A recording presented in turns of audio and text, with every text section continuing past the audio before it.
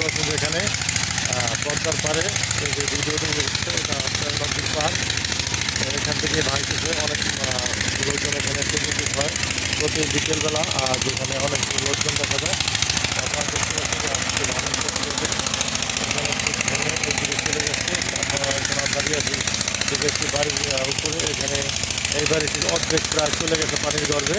তো এখানে নদী ভাঙার যে প্রতিনিয়ত কন্টিনিউ যে আজকে জিও ব্যাগ ফেলে এখানে প্রচুর কন্টেন্ট ভাঙন প্রতিরোধের চেষ্টা করছে। আপনারা দেখতে পাচ্ছেন যে আমি আজকে দৌলত খান এখানে আরও 2-3বার এসে আপনাদের ভিডিও দেখাইছি।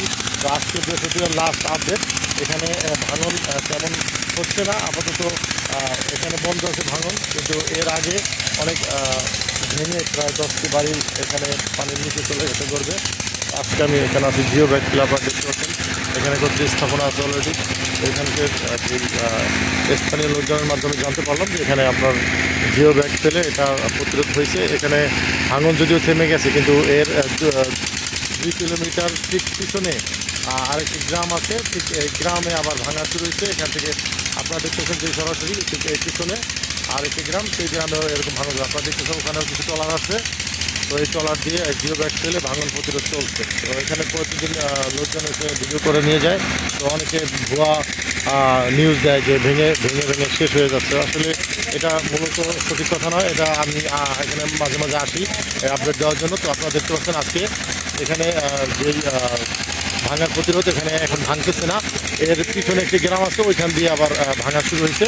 এখানে যদি থেমে গেছে, কিন্তু ক্ষয়ক্ষতিটা অনেক বেশি হয়ে গেছে। তো আপনারা দেখতে পাচ্ছেন এখানে ভাঙার সম্ভাবনা নাও থাকে, কিন্তু এখানে ক্ষয়ক্ষতিটার সম্ভাবনা অনেক বেশি হয়ে গেছে। এখানে অনেক গাছপালা পানির নিচে চলে গেছে, অনেক বাড়িঘর পানির নিচে চলে গেছে, এবং পাশে দিয়ে আরও কিছু বাড়িঘর রয়ে গেছে।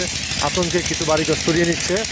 তো যদিও 40টি বাড়িঘরের মতো এখান থেকে সরিয়ে নিতে সক্ষম হয়েছে, কিন্তু বাদ বাকি যে বাড়িগুলো ছিল এটা পানির নিচে চলে গেছে। তো স্থাপনা যেটা পাকা দালান সেগুলো কিন্তু পানির নিচে চলে গেছে। তো আমি এখানে দাঁড়িয়ে ভিডিও করতেছি, ওই পিছনে আরেকটি গ্রাম আছে। আমি চেষ্টা করবো ওখানে গিয়ে আপনাদের ভিডিও দেওয়ার জন্য।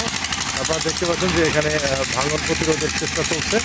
এখানে প্রতিনিয়ত বিকেলবেলা হাজার হাজার মানুষ বিভিন্ন অঞ্চল থেকে এসে দেখে যায়। তো দূর দূরান্ত থেকে এসে তারা এটাই দেখতে পারে যে আপনার ভাঙন প্রতিরোধে আপনারা দেখতে পাচ্ছেন এটা লাস্ট আপডেট। আপনারা দেখতে পাচ্ছেন যে এখানে ভাঙাটা এখানে প্রায় একটি কূপের মতো হয়ে গেছে। এটা বলতে বোঝা যায় একটি দিঘি, সেম দিঘির মতো, যদিও ক্যামেরায় সম্পূর্ণটা আপনি দেখাতে চেষ্টা করলাম। তো আমি বলবো যে আপনারা যদি কখনো এখানে আসেন তো এবারে দেখতে পারবেন, দেখে যাবেন। তো সকলেই দোয়া করবেন যেন এটার হাত থেকে আল্লাহ তাআলা সবাইকে রক্ষা করেন।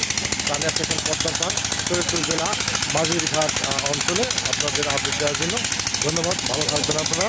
এখন আমি নিয়ে যাবো আপনাদের ঠিক পদ্মার মাঝে। তো এই পদ্মা থেকে ঠিক 2 কিলোমিটার কাছাকাছি এই ভাঙনটা ভাঙছে। তো আপনারা ভাঙতেছে এবং নদীর গর্ভে চলে গেছে, মাঝখানে একটি গ্রামের মতো হয়ে গেছে। এখানে হচ্ছে নদীর পাড়, এই ডান পাশের অংশ মাঝিঘাটে এখান দিয়েই ভাঙছে।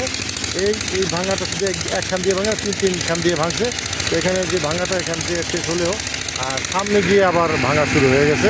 আপনাদের বলবো যে এখানে আপডেট দেওয়ার জন্য আপনারা দেখতে পাচ্ছেন। ধন্যবাদ। ভালো থাকবেন সকলে। বিদায় নিচ্ছি আজকের মতো। ভালো থাকবেন।